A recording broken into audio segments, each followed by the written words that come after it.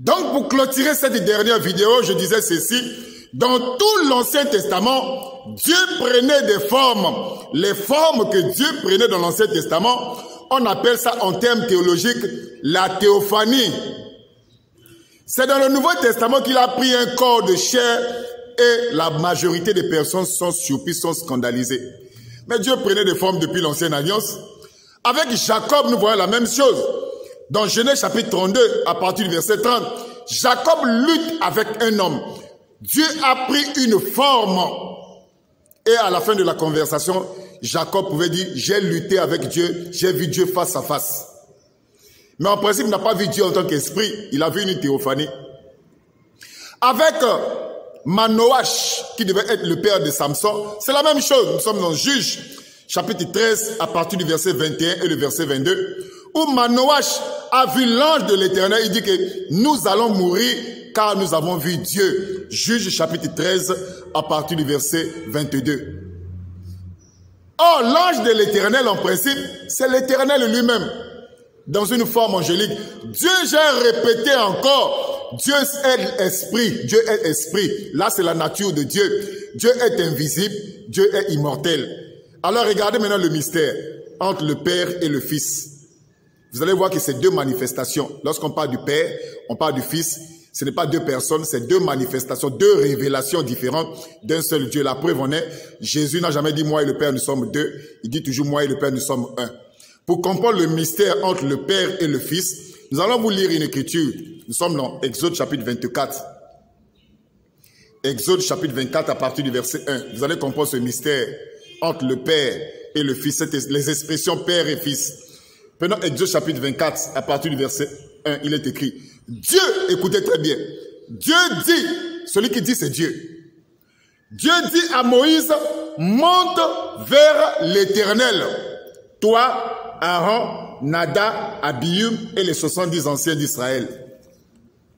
Dieu qui est esprit est en train de dire à Moïse, monte, pas vers moi Dieu, monte vers l'Éternel.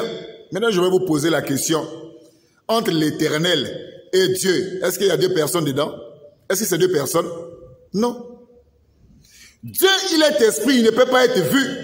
Le seul moyen pour voir Dieu, vous devez le voir dans la forme de l'Éternel.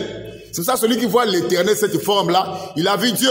C'est pour ça que vous voyez dans Exode chapitre 24, à partir du verset 9 et le verset 10, on dit que les 70 anciens d'Israël, Nadab, Abihu, Moïse et tout, ils ont vu Dieu. En principe, ils ont vu la forme de l'Éternel. Ils ont vu Dieu dans une forme, mais ils n'ont pas vu Dieu en tant qu'esprit. C'est la même chose dans le Nouveau Testament.